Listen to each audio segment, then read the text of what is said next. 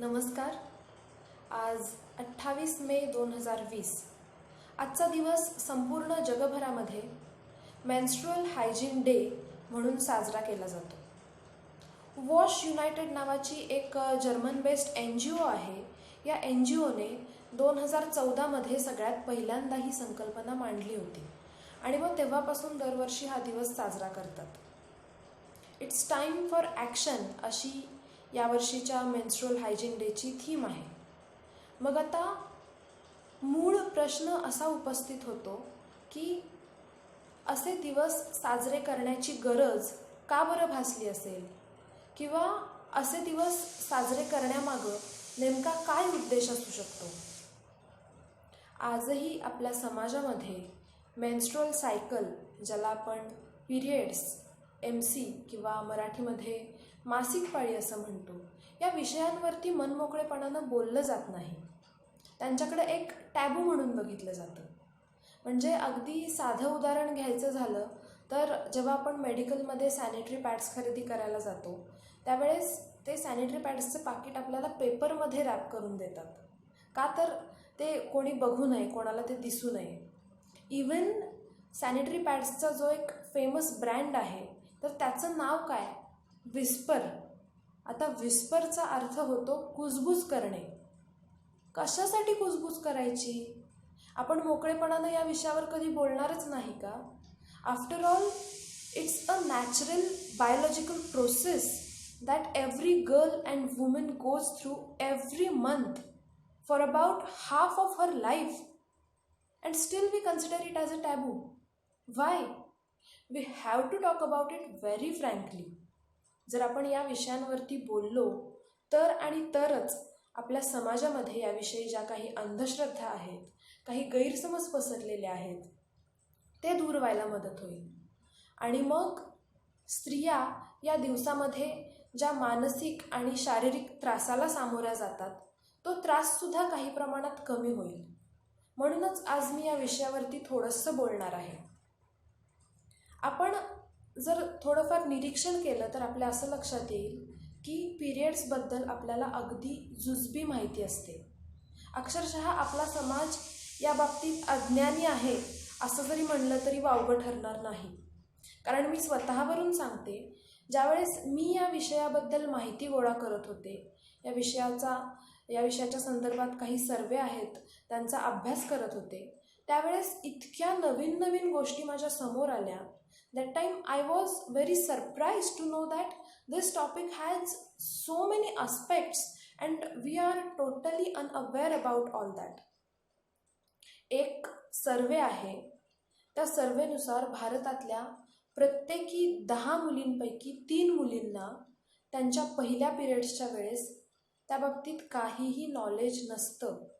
आपल्यासोबत हे काय घडतंय हे त्यांना समजत नसतं आणि मग त्यामुळे त्यांना अनेक अडचणींना त्यावेळेस तोंड द्यावं लागतं. त्यामुळे मला असं वाटतं की मुलगी 8 किंवा 9 वर्षाची झाल्यावर तिच्या पालकांनी किंवा तिच्या शिक्षकांनी कुठलाही संकोच न बाळगता या विषयांवरती तिच्याशी बोललं पाहिजे. आज आपल्याकडं अनेक पर्याय उपलब्ध आहेत. जसं की मेन्स्ट्रुपीडिया नावाचं एक कॉमिक आहे. त्या कॉमिकमध्ये चित्रांच्या माध्यमातून लहान मुलींना समजेल अशा भाषेमध्ये पिरियड्सबद्दल सगळी माहिती सांगितलेली आहे. या कॉमिकची मराठी आवृत्तीसुद्धा मार्केटमध्ये उपलब्ध आहे. तुम्ही ऑनलाईनसुद्धा ती ऑर्डर करू शकता किंवा यूट्यूबवरती मेन्स्ट्रुपीडियाचे अनेक व्हिडिओजसुद्धा अवेलेबल आहेत. त्या व्हिडिओजच्या माध्यमातून तुम्ही लहान लहान मुलींना या संदर्भात सगळी माहिती देऊ शकता. पण काहीही झालं तरी याविषयी संवाद, चर्चा घडून येणं अगदी गरजेची गोष्ट आहे. साधारणपणे वयाच्या 10 ते 16 वर्षाच्या दरम्यान मुलींना पिरियड्स यायला सुरुवात होते. आता पिरियड्स येतात म्हणजे नेमकं काय होतं, तर त्या मुलीचं शरीर हे गर्भधारणेसाठी किंवा मुलाला जन्म देण्यासाठी परिपक्व व्हायला सुरुवात झालेली असते. मग या प्रोसेसमध्ये नेमकं काय होतं, तर आपल्या पोटाच्या खालचा भाग, ज्याला आपण ओटीपोट म्हणतो, तिथे युटेरस म्हणजे गर्भाशय असतो आणि गर्भाशयाच्या बाजूला ओव्हरीज असतात, ज्याला मराठीमध्ये अंडाशय असं म्हणतात. आता दर महिन्याला या ओव्हरीजमधून गर्भाशयात स्त्रीबीज सोडलं जातं. स्त्रीबीजला इंग्लिशमध्ये फिमेल गॅमेट असं म्हणतात. ॲट द सेम टाईम गर्भाशयाच्या आतल्या बाजूला रक्तपेशींचा एक थर तयार होत असतो. ज्यावेळेस स्त्रीला गर्भधारणा होते त्यावेळेस त्या गर्भाच्या वाढीसाठी हा रक्तपेशींचा थर उपयोगी असतो. पण मग जर आता गर्भधारणा झाली नाही तर हा रक्तपेशींचा थर आणि स्त्रीबीज हे योनी मार्गातून बाहेर फेकलं जातं. यालाच आपण पिरियड्स किंवा मासिक पाळी असं म्हणतो. आता ज्यावेळेस मासिक पाळी यायला सुरुवात होते त्यावेळेपासून मुलींच्या शरीरामध्ये अनेक बदल घडत असतात. या शारीरिक बदलांसोबतच मुली अनेक मानसिक भावनिक बदलांना सुद्धा सामोरं जात असतात. या सगळ्या गोष्टींची माहिती त्यांना दिली गेली पाहिजे. या गोष्टींची जाणीव त्यांना करून दिली पाहिजे. त्यानंतर पिरियड्सच्या 4-5 दिवसामध्ये आपल्या शरीराची स्वच्छता कशी राखायची, आपली काळजी कशी घ्यायची याबद्दल त्यांच्याशी बोललं पाहिजे. मग आता यानंतरचा मुद्दा येतो तो म्हणजे हायजीन मॅनेजमेंट प्रॉडक्ट्स.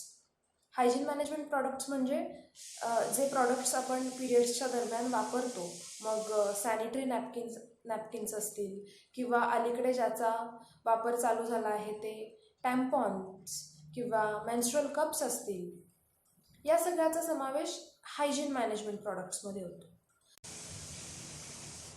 मग आता प्रश्न असा येतो की आपल्या समाजातल्या किती स्त्रियांना हे सगळे प्रॉडक्ट्स इझिली अवेलेबल होतात किंवा किती स्त्रिया हे सगळे प्रॉडक्ट्स अफोर्ड करू शकतात.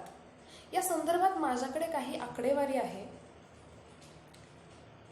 नॅशनल फॅमिली हेल्थ सर्व्हेनी एक रिपोर्ट पब्लिश केला होता.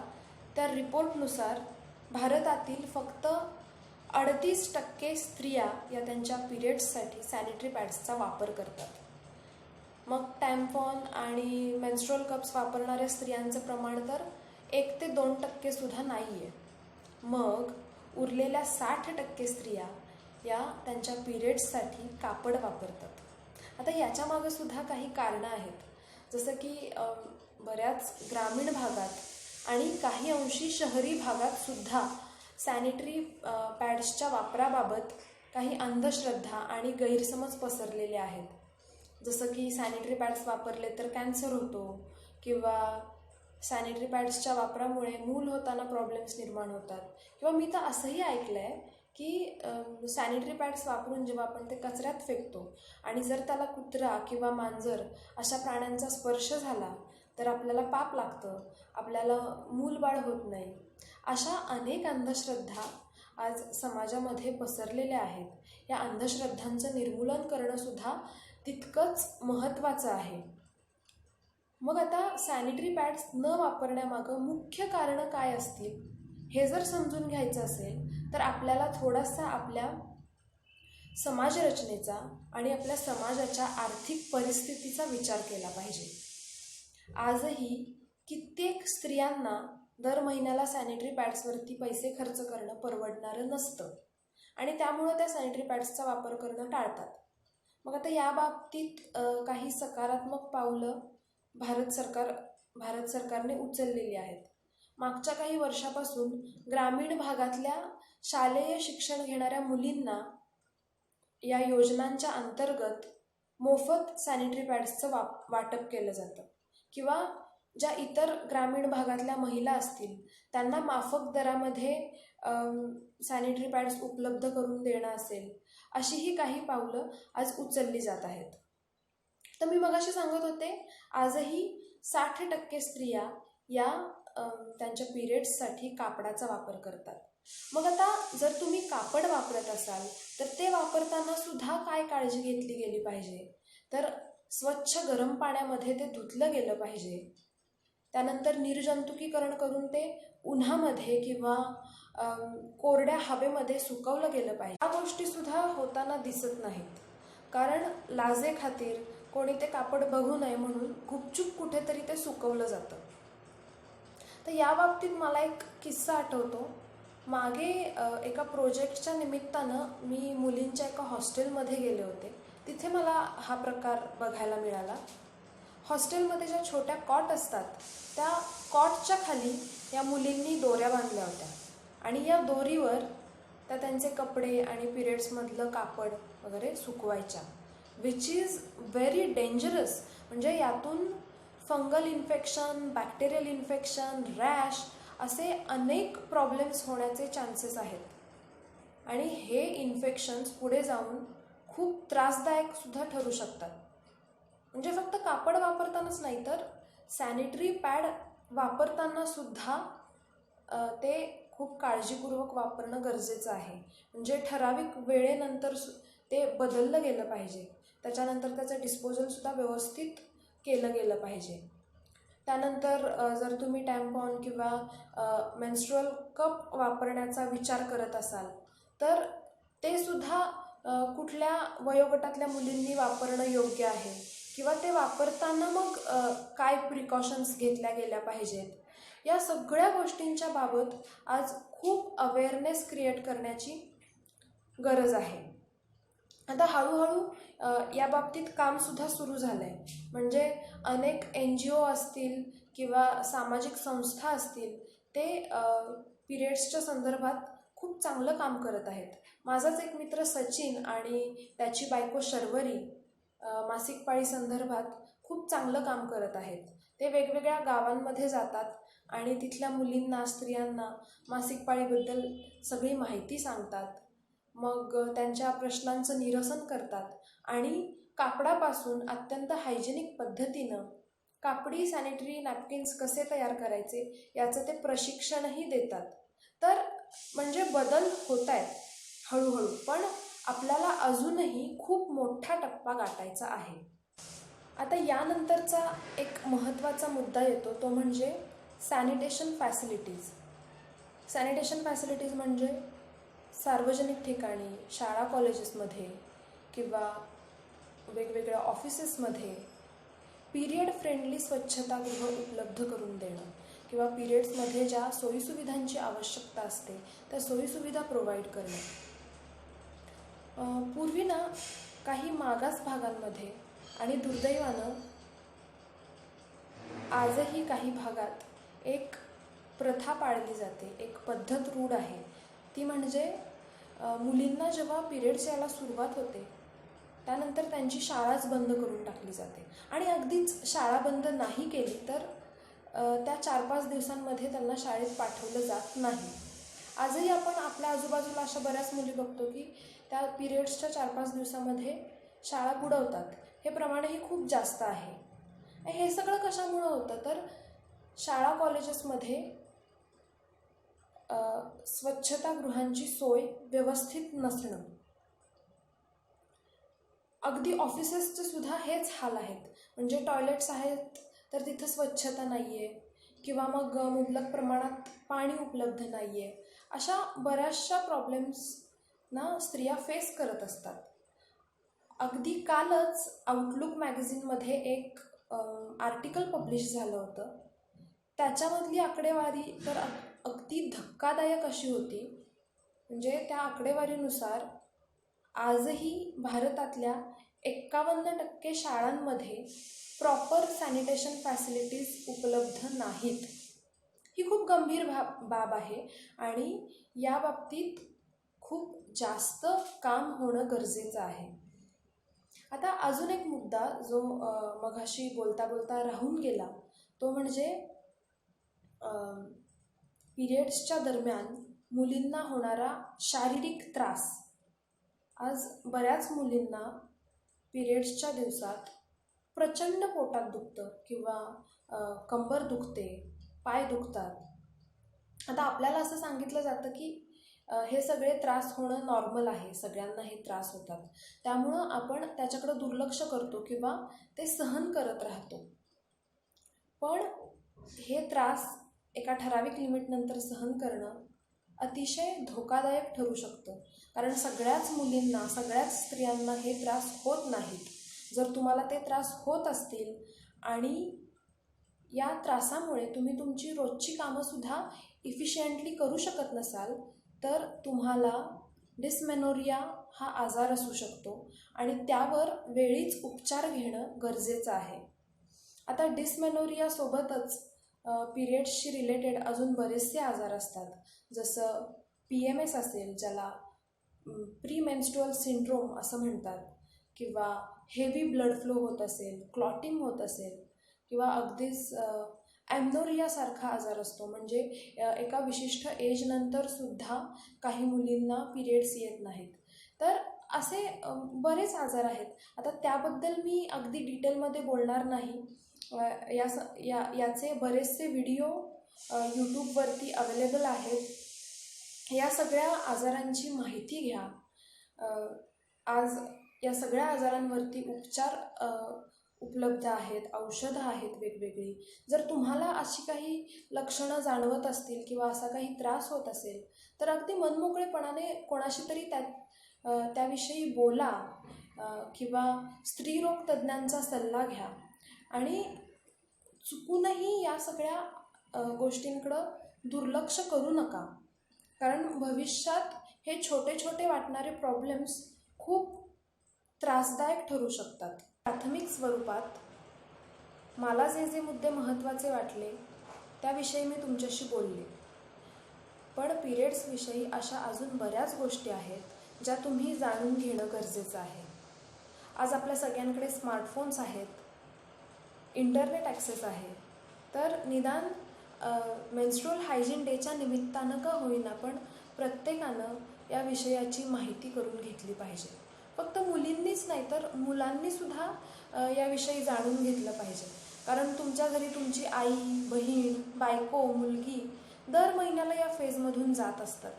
जर तुम्ही स्वतःमध्ये पिरियड्सकडे बघण्याचा एक सायंटिफिक ॲप्रोच डेव्हलप केला तर निश्चितच तुमच्या घरातल्या स्त्रियांना त्याचा फायदा होऊ शकतो, किंवा त्यांचा त्रास थोड्याफार प्रमाणात का होईना कमी होऊ शकतो. कारण या दिवसामध्ये स्त्रियांमध्ये बरेचसे मूड स्विंग्स बघायला मिळतात, कारण होणाऱ्या शारीरिक त्रासामुळे त्यांची चिडचिड होत असते, किंवा मध्येच त्या भावनिक होत असतात.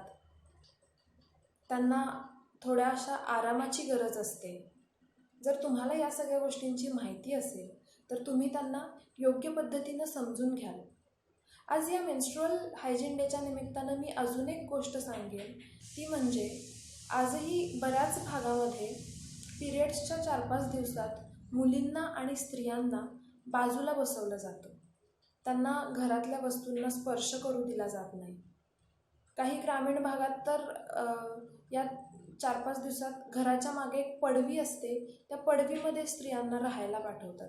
मागे मी फेसबुकवरच एक आर्टिकल वाचलं होतं, ज्याच्यामध्ये गडचिरोली भागात गोंड माडिया आदिवासींमध्ये एक प्रथा आहे त्याबद्दल लिहिलं होतं, की त्या आदिवासी स्त्रियांना त्यांच्या मासिक पाळीच्या काळात गाववस्तीच्या बाहेर एक कुर्मा नावाचं घर असतं, तिथे जाऊन राहावं लागतं.